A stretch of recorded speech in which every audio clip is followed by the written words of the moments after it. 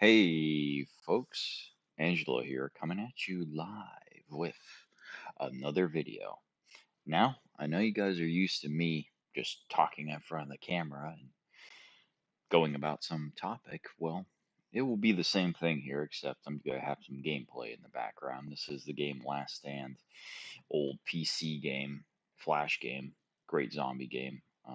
But I just wanted to discuss a topic here while I have this game in the background. So, well, let's hop into the game and I will talk about just the story.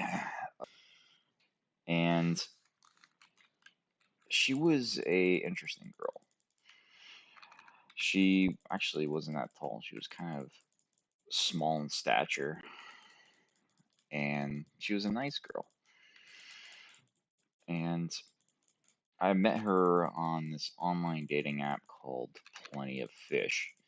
And the app was pretty much filled with what I would call bad Tinder swipes. A lot of people on the app that really probably people you shouldn't be going on dates with. And this girl that I was going on a date with, she worked, not worked necessarily on cars, but she would deliver car parts, I believe, something of that nature. Um, and I felt like something was off.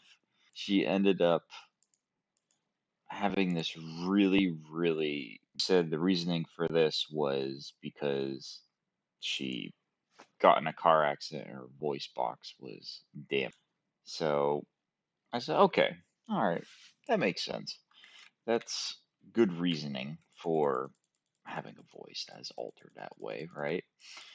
But here's the thing is that she was very odd in her speech.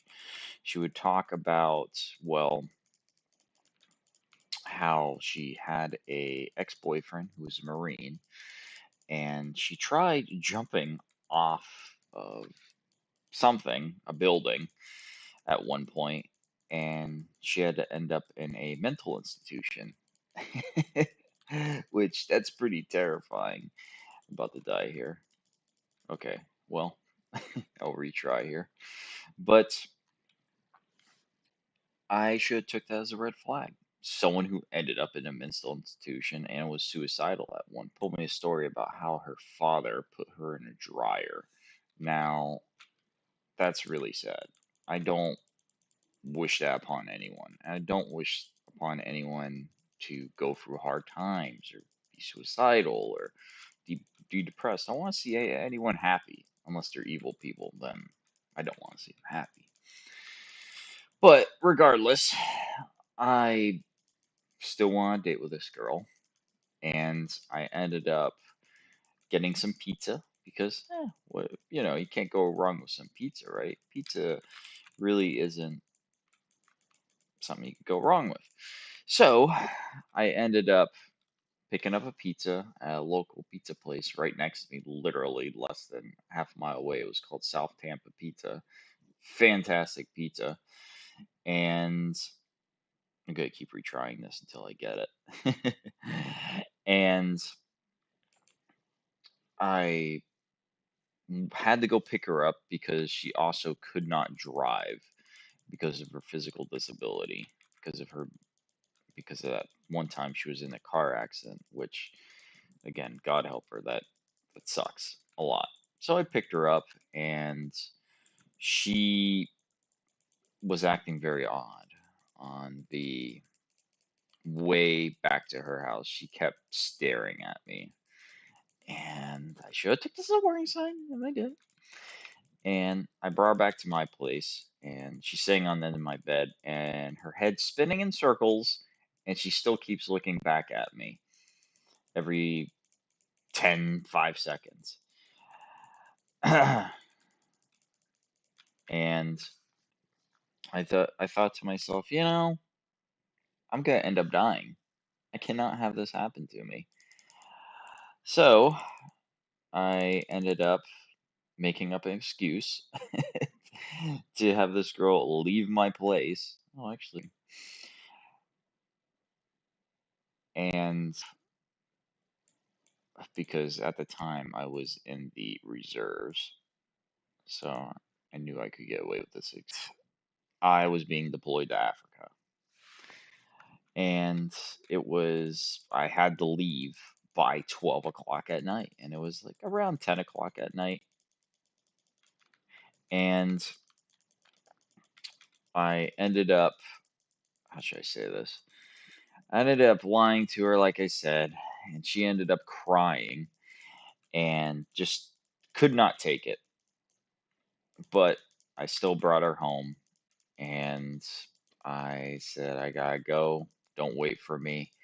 Don't wait for me being back from my deployment, all that jazz. And she ended up still contacting me 6 months later, even after that incident of me saying goodbye to her early on a date. Still wanted to keep checking up on me, seeing how I was doing. So, thankfully, she stopped contacting me. I would say a year after that event, but I truly felt that that girl would have been suicidal if I probably continued to be with her just because she was so mentally unhinged. Um, but I pray for her and I hope she is okay. You know, I don't want to see anyone mentally disturbed or in a bad place, but I can't be with someone who is in that kind of mental state, folks. And that kind of leads into my next discussion, which is really know when to put the stop on providing mental health support for someone because there's only so much you can do, really, so much you can do. Your mental health should not be price for someone else's. You know, you have to preserve your own mental health.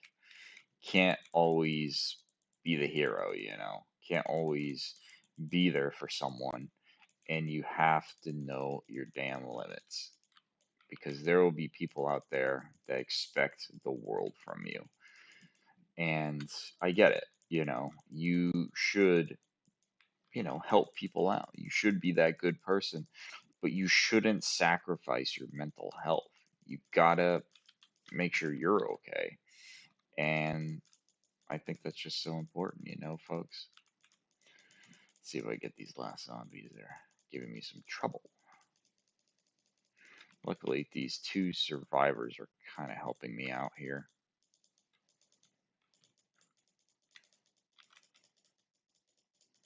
Let me see if I get this last one. Oh, she's tough. Oh, my guys ran away. But yeah, preserve your mental health.